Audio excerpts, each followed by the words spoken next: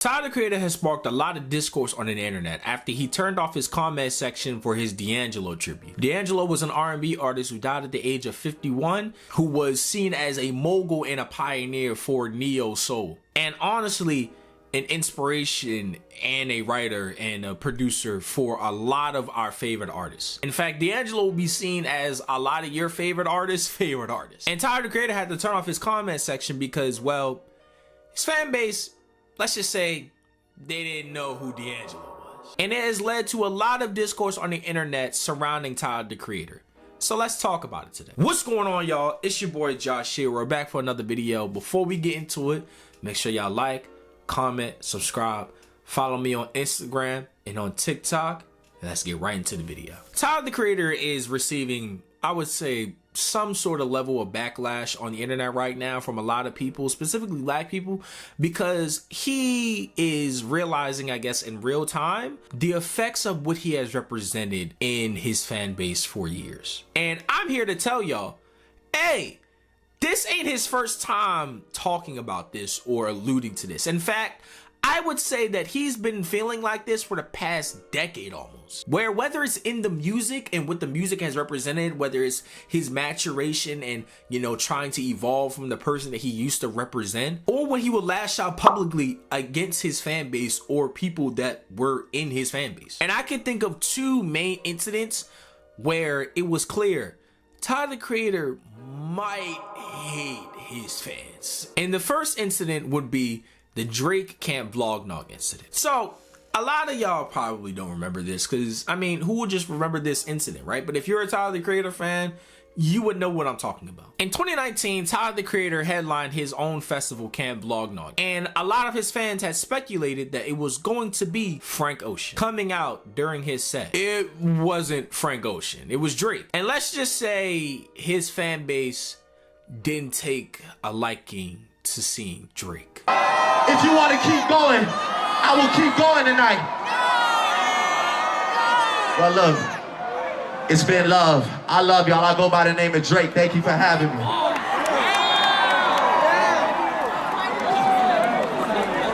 You see, what a lot of people don't really want to accept, you know, nowadays, but it is very true. Drake still represented something that Tyler, the Creator fans don't actually like, or at least his day one fans don't actually like, and that's hip hop. You see, when Tyler, the Creator, was first coming up, he was essentially the token face for everything that was being portrayed, or the opposite of everything that was being portrayed through the media when it came to rap culture. He wasn't Lil Wayne, he wasn't Jeezy, he wasn't Gucci Mane, he wasn't Migos. Odd Future represented the alternative black kids. Odd Future represented me. And growing up, I was a fan of Tyler, the Creator as the guy. I wasn't really a fan of his music just wasn't for me. But the reason why I never fully embraced Tyler, the Creator, was because the fan base that followed him. And the fan base that followed him were the edgelords, the cringe lords, the YouTube chat humor type of people. The people where if you were to go into an anime community, or if you were going to a video game community or comic book community, they would accept you and they would then see how you take to certain jokes. You see, back then, it was hard for black people to find spaces that were into the nerdier things or the more alternative things, because the spaces where they felt like they could be accepted were all white, and a lot of them spammed the N-word. It was a lot of racial jokes, a lot of Trayvon Martin. It was a lot of that stuff going on, especially during that time. And so if you were a black person that still embraced your blackness at that time, yeah, this isn't for me. And while some didn't really, you know, care for it at the time, they eventually grew up and realized, yeah, I kind of hate that part of my life. And that's kind of what Tyler, the Creator, has been going through for the past 10 years. Well, people, you know, I'd say Tyler the Creator's, you know, Cherry Bomb and Flower Boy and Igor were his more mature albums. It's because they're talking about how he's talking about more mature subjects like his existence or his sexuality, his love life, all of these things. And coincidentally, when a lot of people, black people started to like Tyler the Creator just on a wider scale, not the alternative black people, on a wider scale, was around Flower Boy and Igor, which has still his more critically acclaimed album, because that was him really stepping into a different mode of himself and also trying to let go of what he used to represent. Because like I said before, Drake represented everything in hip hop, and Tyler the Creator fans aren't a fan of hip hop. They were a fan of him. They only cared about Tyler. Tyler the Creator, unfortunately, was the black kid with a bunch of white friends. He was the face of suburban black kids. He was the face of the black kid that shops at Zoomies or Hot Topic or Spencer's back during that era. That's who he was. And I know a lot of people are finding, you know, a lot of t-shirts and a lot of the crazy things that he used to say back in the day. It's not really that. This video is not really what that's about, although it does add to the point. You made it acceptable for them to feel like how they feel. You were essentially the King Bach of hip-hop, where King Bach was making a lot of racist jokes, a lot of jokes that were self-deprecating to black people. And newsflash, they were all laughing at you. They weren't really laughing with you. I myself never found King Bach and the guy that used to say Watermelon really that funny back in the day, and I still don't, and I actually despise them, which is why when, you know, he did that whole rest in peace George Floyd thing, I was so happy that the internet all decided to clown on him. Shut up. But that's who Tyler the Creator essentially was. And so when he put out that tweet saying he is incredibly disappointed in his fan base, I think that was his first inclination or first real realization of this is the bad side of what I used to represent.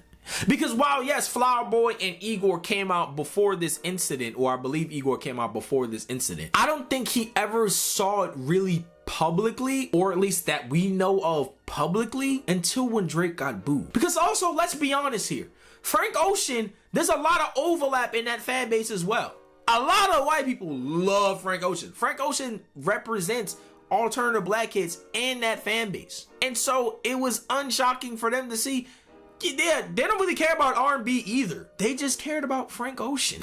They care about Steve Lacy. They care about all these other people that are alternative, because in black culture that was just seen as, oh, you whitewash. That's that white people stuff. That's that white boy stuff. Like, bro, y'all see what's behind my wall? I have anime. In fact, I'm wearing a Dragon Ball t-shirt. Like, I wasn't really socially accepted, you know, back in the day by all black people as well. But the same people that were booing Drake, the same people that showed up to all the Tyler the Creator shows, were the same people he went on to diss in that interview. In an interview promoting Chromacopia, Tyler went on to essentially say, yeah, I hate when white people come into culture and they just try to make fun of it and do all this. Like, it's this guy running around making fun of Future and Gucci Mane. Like, that's not hip hop. I'm really hip hop. I'm really for the culture. I'm really this. I'm really that. This white kid, regular, like, Caucasian man, and he's like mocking Future and Gucci Mane, like, rap music. And like, people are like, this shit hard. It's not even like satire. It's like, I'm just joking, I'm just mocking it. But I'm like, no, you can't do. And I hold rap music so close to my heart, because this shit changed my life and everyone's life around me. And I'm a nerd about this shit. This is like weird. And I'm looking at it, and something about it like don't even sit well with me in comparison to someone like a Mac Miller or Eminem, who it didn't seem like they was mocking it. They had a genuine love for it, and they were still just being, for sure. You know, aside from when Eminem was wearing do-rags in like 2006. This is blackface. I gotta see. This is audio blackface. Say it again? Appropriation. Yeah, appropriation. How old is the kid? Everyone, the word I was looking for is appropriation. Please just cut that right after that whole rant. And while, yeah, this isn't Tyler the Creator's first time saying how much he loves hip hop, how much he loves rap, he's been saying it for years, that one felt different. because that one was, it felt like a total rejection of all the people that grew up to love Tyler the Creator. Whether y'all want to admit it or not, call me if you get lost, was him putting the flag down. Hey y'all, I'm a rapper. He still makes the music that he wants to make. He makes the poppy music, the R&B, he makes all the music that he still wants to make. But at the end of the day, that was him letting everybody know he's a rapper. And so that Ian diss, while possibly right message, it was definitely the wrong messenger. Because unfortunately, I don't think you get to say that because of who you aligned yourself with in your fan base. Because you enabled it. You allowed it to happen. You were cool with them coming in and doing that. And yes, you were young. Yes, you have shown a lot of growth, and I applaud you for that. Again, this is not a I don't like Tyler the Creator video that a lot of other people are doing right. But this is me just acknowledging the plain facts of, brother, this is what you accepted. So the harsh reality is, yeah, you might not like, you know, a person like Ian, or you might not like, you know, a person like, I don't know, Two Hollis or something. I don't know. Sure, you might not like them. 6-7 years before that, hey, you were cool with it. You were allowing it to happen. At least publicly, you were allowing it to happen. And your image of what you represented expressed, yeah, you're cool with this happening. Everybody isn't going to be Mac Miller. Every white person isn't going to be Eminem. That's the harsh reality when it comes to hip hop and most rap fans, in fact. But I think that D'Angelo, you know, incident was another example of him realizing my fans don't actually like me, or at least my day one fans don't actually like me. They liked what I represented for them because I was the quote unquote safe one. I was the one that wasn't the street gangster trapper that was being perpetuated in the media at the time. I'm the one that you could bring home to your white family and say, hey guys, he's chill, he's cool. I'm the one where if you're making the, you know, Trayvon Martin jokes or the N-word jokes, it's ha ha, I'm laughing with you guys because it's so funny. That's who he was. That's what he represented. And now he has to see, hey, it ain't so fun representing that now, is it? And trust me, he isn't the only one going through this, but he is one of the only ones openly at least showing that he's not cool with it and doesn't want to be known for that anymore, and really expressing growth and embracing his blackness. But you guys let me know how y'all felt about this Tyler the Creator thing, how y'all feel about the discourse. But in the meantime, y'all, it's been your boy Josh Shiro. We out.